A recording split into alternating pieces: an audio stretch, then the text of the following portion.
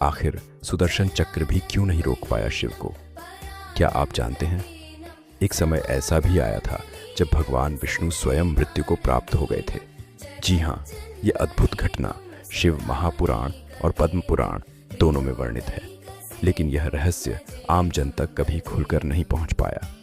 यह कथा आरंभ होती है अंधकासुर नामक एक अत्यंत शक्तिशाली असुर से, जिसे ऐसा वरदान प्राप्त था कि कोई भी देवता, दानव या मनुष्य उसका वध नहीं कर सकता। इस वरदान के अहंकार में चूर होकर उसने कैलाश पर्वत पर आक्रमण कर दिया और माता पार्वती का अपमान करने का प्रयास किया। तभी भगवान शिव का क्रोध ज्वालामुखी की भांति फूट पड़ा। उनका रौद्र रूप देखकर तीनों लोग कांप उठे। सभी देवता भयभीत हो गए और उन्होंने भगवान विष्णु से सहायता की प्रार्थना की। भगवान विष्णु युद्ध भूमि में पहुंचे। उन्होंने देखा कि भगवान शिव अंधकासुर को रोक नहीं रहे हैं। भ्रम और क्रोधवश उन्होंने सुदर्शन चक्र सीधे भगवान शिव की ओर चला दिया, ये सोचकर कि जब तक शिव जी बीच में रहेंगे अंधकासुर का वध असंभव है। किंतु सुदर्शन चक्र भगवान शिव को क्षति नहीं पहुंचा सका। वह उनकी हथेली पर आकर थम गया।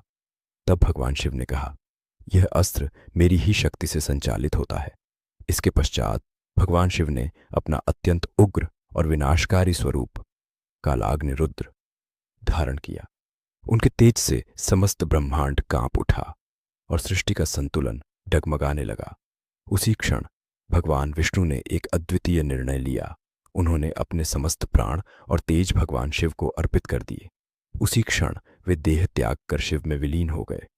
पुराणों में इस अवस्था को मृत्यु के समान माना गया है, क्योंकि यह पूर्ण लय की स्थिति होती है। देवता शोकाकुल हो उठे, क्योंकि सृष्टि के पालनकर्ता स्वयं लुप्त हो चुके थे। किंतु कुछ ही क्षणों बाद जब भगवान शिव का क्रोध शांत हुआ, तब उन्होंने अपने हृदय से भगवान विष्णु को पुनः प्रकट किया, उन्हें पुनर्जीवन प्रदान किया। यही दिव्य घटना इतिहास में हरिहर एकत्व के नाम से प्रसिद्ध हुई, जो यह दर्शाती है कि भगवान विष्णु और भगवान शिव वास्तव में एक ही परम तत्व के दो स्वरूप हैं। यदि आपको यह कथा पसंद आई हो तो वीडियो को लाइक करें, कमेंट करें, अपने मित्रों के साथ साझा करें और पेज को अवश्य फॉलो करें।